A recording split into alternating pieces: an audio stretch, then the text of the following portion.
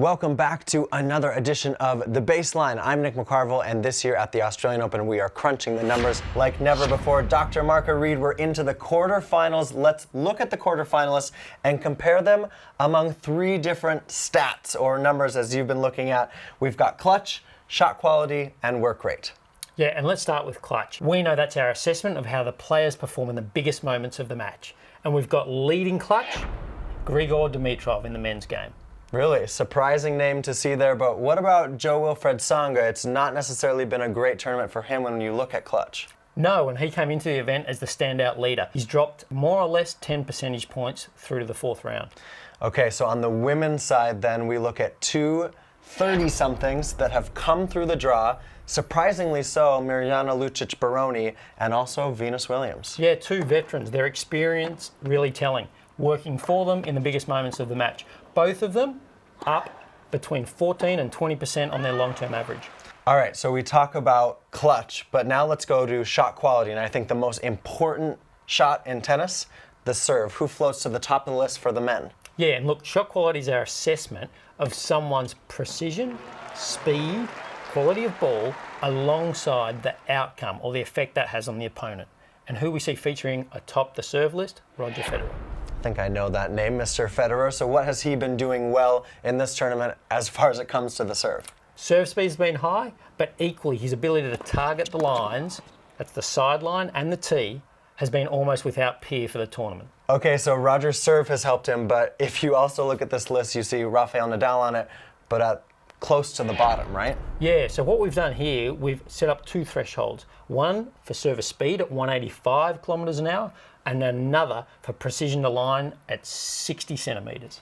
So with that in mind, we see Rafael Nadal lower on speed and equally further away from the line, less precise with each and every serve. Very good. So let's transition to the women. And who is at the top of that list? Well, that's another name that surprised me, Johanna Konta, when we look at the numbers as far as serve, shot quality. That's right, and that's different to just looking at ball speed because she doesn't feature as number one on ball speed alone. Right. We're capturing the outcome of the serve, precision of the serve, and so forth. So she's a clear number one. Okay, so joining her at the top of that list is Garbiñe Muguruza, but also Johanna Konta's quarterfinal opponent, Serena Williams. Yeah, and entering the tournament, Serena had the number one serve shot quality.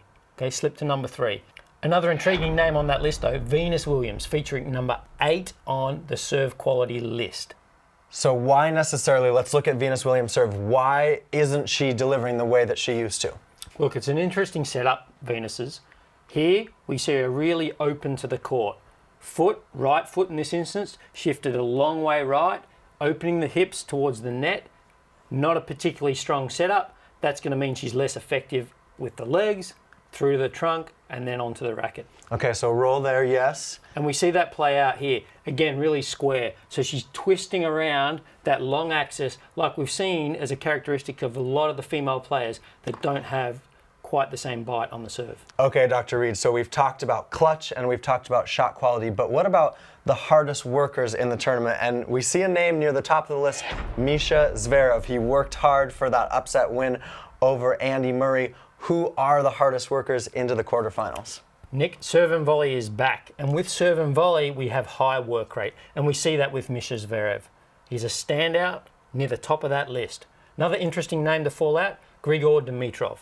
So his intensity around the ball has been really effective throughout the entire week so far. Now, if I'm a Federer fan, a Roger Federer fan, I'm nervous about him being at the bottom of that list, but explain to me why I shouldn't be. He's imposing his game on his opponents with his shot quality of forehand, backhand, and equally serve. So he's dictating play, making his opponents work harder than Federer, conserving energy at the same time. Okay, so you heard it right here, Roger Federer making it easy on himself, imposing his own game. A couple unexpected names at the top of the women's list as well, Johanna Konta, Anastasia Pavlyuchenkova, and Venus Williams. So Konta, a real standout performer not only on clutch, but with her work rate.